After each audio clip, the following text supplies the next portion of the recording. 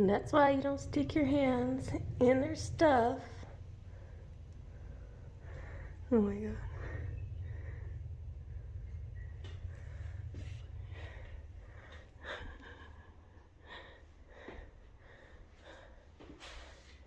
Yep.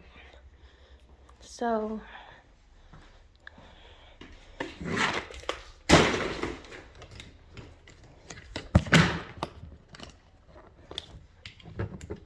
that guy.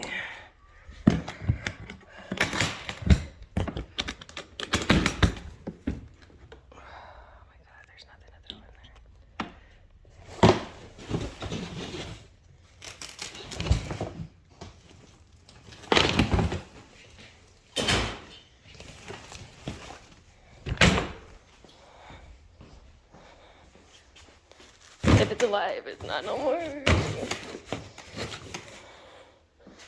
Okay, let's just call this one good.